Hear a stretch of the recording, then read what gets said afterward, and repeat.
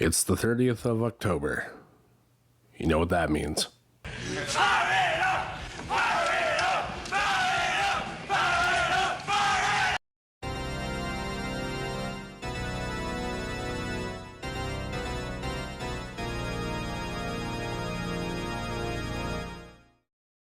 What up everyone, I am Gallon Havoc and welcome back to Havoc's Horror Show, where we count down the days to Halloween over a week and talk about everything spooky, dark, or just plain edgy.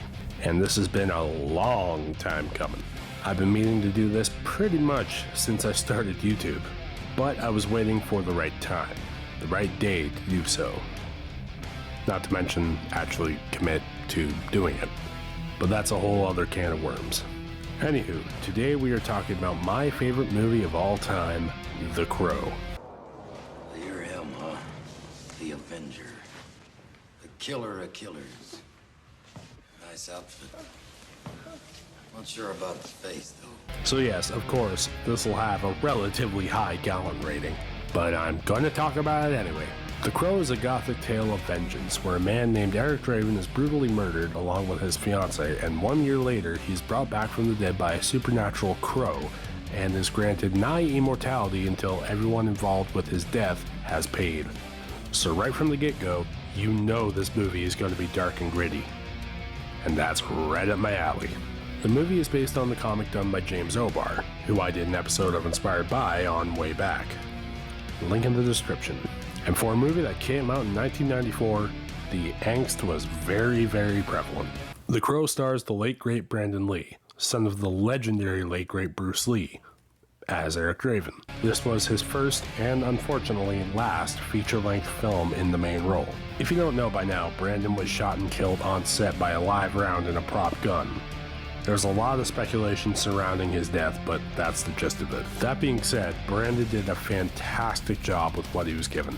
His death came when most of the movie was completed, so the remainder was done with body doubles, digital imagery, and some slight adjustments to the screenplay, all resulting in a truly remarkable film. The film has plenty to go for it. A tragic story, awesome action, witty dark humor, and a killer soundtrack. Although it was very much a product of the time, which may explain why the film is so hard to adapt to modern times. I'm still waiting for that remake. Anyway, probably what I like most about the film is how it handles revenge.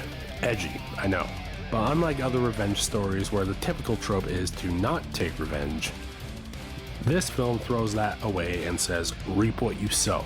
Within 15 minutes, with a few badass musical segments from bands like The Cure, Stone Temple Pilots, and Nine Inch Nails, boom, first of Eric's targets is dead. Victims, aren't we all? For a 90-minute film, the pacing is actually really well structured. It knows what it is and knows what its audience wants. That's some real self-awareness. And like I said before, this movie nails its dark humor. Jesus Christ walks into a hotel. Ow. He hands the innkeeper 3 nails and he asks, "Don't you ever fucking die?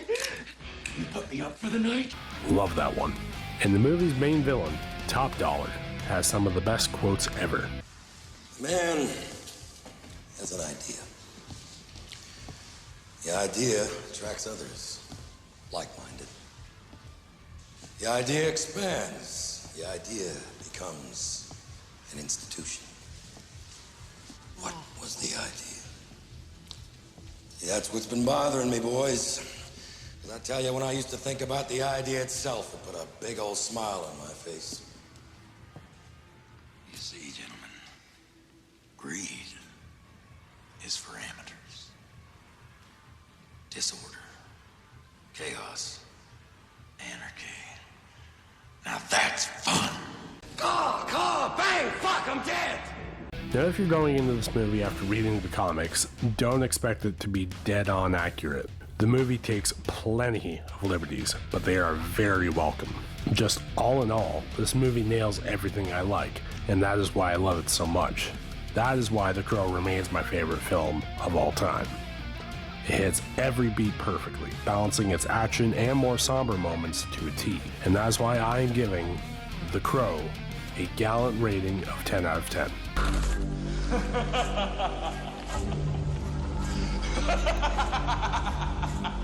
It is truly a phenomenon we may never experience again. While a part of me does want to see a remake reboot realized, to at least see someone try, the other more logical part of me wants the legacy of the original to not be touched. Will a remake happen? Maybe. But that's a story for another time. That's it for now, folks. Short review, but I've said what needed to be said. Actually, you know what? I have an idea. Fuck it. Let's go over the sequels too. Rapid fire paradigm shift style. The Crow 2, City of Angels. The weakest of the sequels if you ask me. Though it did have some, albeit very few, highlights from Vincent Perez as Ash and Iggy Pop as antagonist Curve. I do kind of identify with the story though, being about a father seeking revenge for the murder of his son.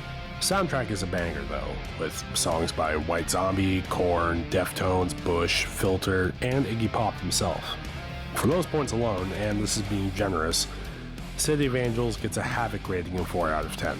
The Crow 3, Salvation. Probably the best of the sequels, though the bar isn't that high. Return to Form, being about a wrongfully accused Alex Corvus, played by Eric Mabius, whose girlfriend was killed by a group of corrupt cops, whose sister is played by Kirsten Dunst before her tenure as Mary Jane in Spider-Man, but after Interview with the Vampire. This movie also did a cool thing with the makeup, making the signature markings the result of scarring from the mask used in the electric chair. Also a pretty cool design. Action scenes were pretty good, especially the scene with the car with Living Dead Girl by Rob Zombie blaring in the background, and the story was pretty enjoyable, even for a movie that looks like it was made as a TV movie. Alex is also a pretty good depiction of the character as well. I'm going to give this one a lukewarm gallant rating of 5 out of 10. The Crow 4, Wicked Prayer. Okay, this one is a mixed bag. John Connor himself, Edward Furlong, before his downward spiral into drugs and alcohol, plays Jimmy Cuervo, an ex-convict trying to straighten his life out with his native girlfriend, Lily. They're both brutally murdered in a satanic cult ritual led by Jimmy's old friend, played by David Boreanaz of Buffy, Angel and Bones fame. Once again, return to form with an added twist of the occult and even feeling like a western, which I thought was pretty cool.